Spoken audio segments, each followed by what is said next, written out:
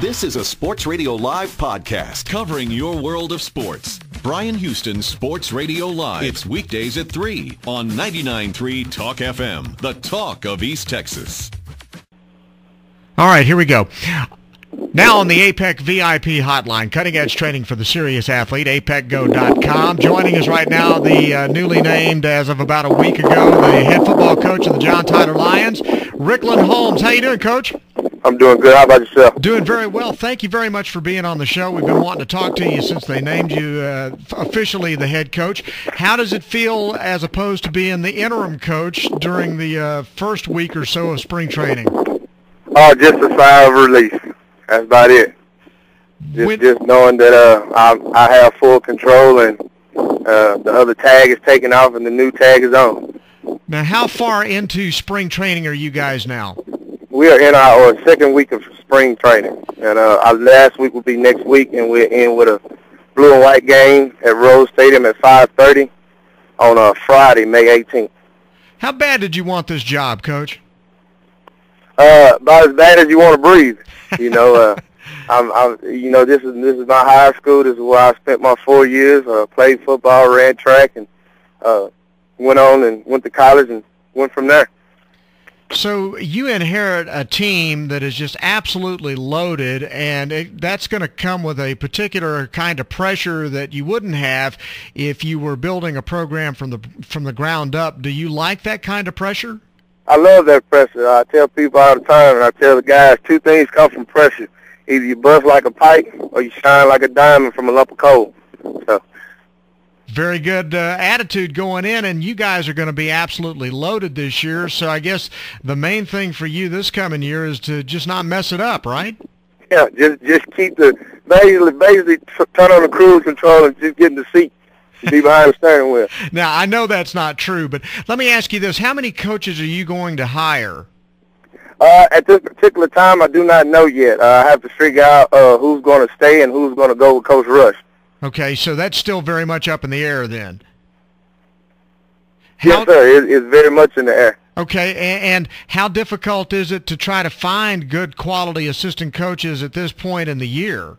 At this point in the year, it's not going to really be that hard because it's John Tyler High School. This football program is known for winning and having great staff because people want to coach here. So I don't think it's going to be that hard.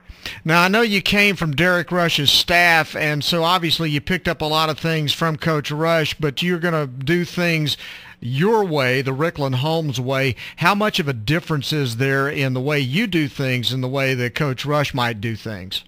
Well, because of the particular relationship that me and Coach Rush had, not a lot's going to change because a lot of the stuff that he done, I'm going to continue to do because his way end up being my way. So.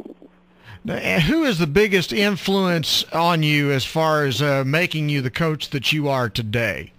It had to start with Alan Wilson, who was my head football coach when I was here at John Tyler, and it continued on with Les Miles and then Coach Belichick.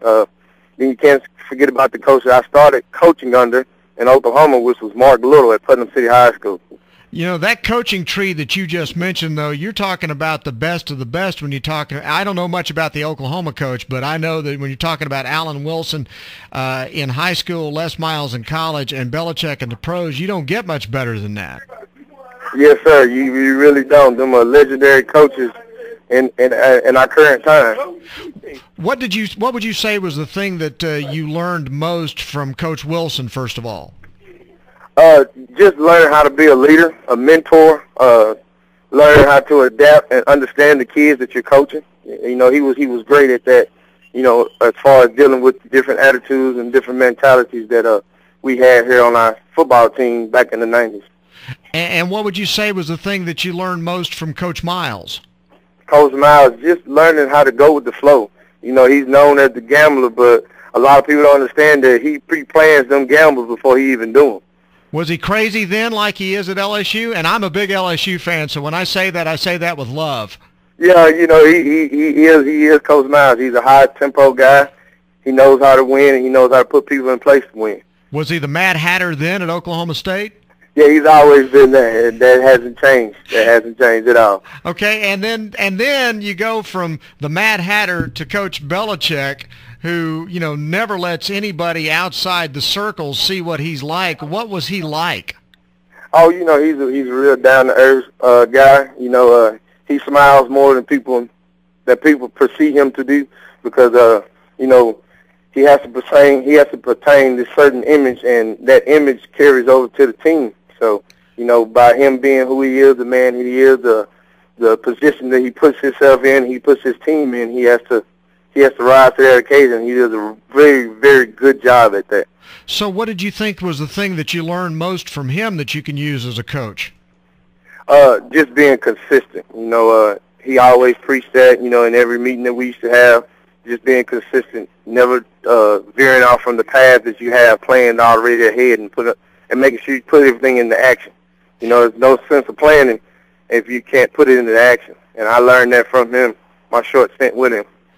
Now, as the coach of John Tyler and having been a student of John Tyler and played on successful program there and been an assistant coach again with a successful program, what advantage does that give you having had that background both as a player when times were really good and as a coach when times are really good, and understanding the culture of John Tyler? How much of an advantage does that give you over the people who were up for the job along with you? It's an inside advantage. You get to understand the things that are going to come to you. The pressure that you have to handle. I've handled it on both sides, coming in as a player and as a coach. So I think that is the biggest advantage that I would have had if they brought somebody else into the program. And I guess it made it an easy transition for your kids in spring training, knowing that they knew who you were already. Oh, that's most definitely. When we first started spring ball, they labeled me as an intern, and the kids understood that I was still in charge, and they knew what they had to do. But with that being said, with that announcement being made on Monday, the kids were able to breathe a little bit better. Now, if you were having to describe your coaching style, would you say you're a guy that runs a tight ship, or are you more of a player's coach? I mean, what kind of guy are you on the field? I'm a little bit of both, but I have a strict structure that I go about, and that's just my nature. I'm a time-conscious person.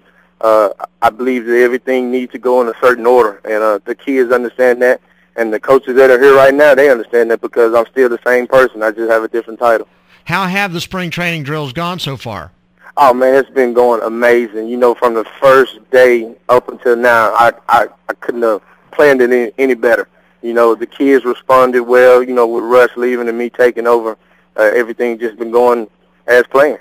And we've had arguments here in the station about it. When we're talking about 15, 16, 17-year-old kids, how much does a coaching change really affect them? Do they even really care?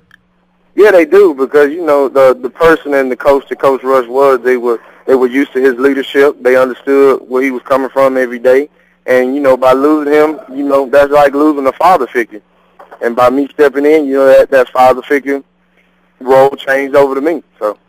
Outstanding. Well, Coach, I know you're very busy right now, but we just want to tell you how happy we are for you, and congratulations on getting the job.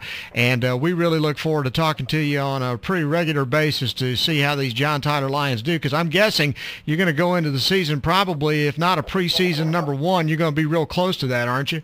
Yes, sir, most definitely. And we're gonna live up to that standard from the first game against Lufkin. So. Well, outstanding. If we can do anything for you, let us know, and we wish you the best of luck. I will, and I greatly appreciate y'all calling me. Thank you very much. That's Coach Ricklan Holmes, the new John Tyler head football coach on Bryan Houston Sports Radio Live on 99.3 Talk FM.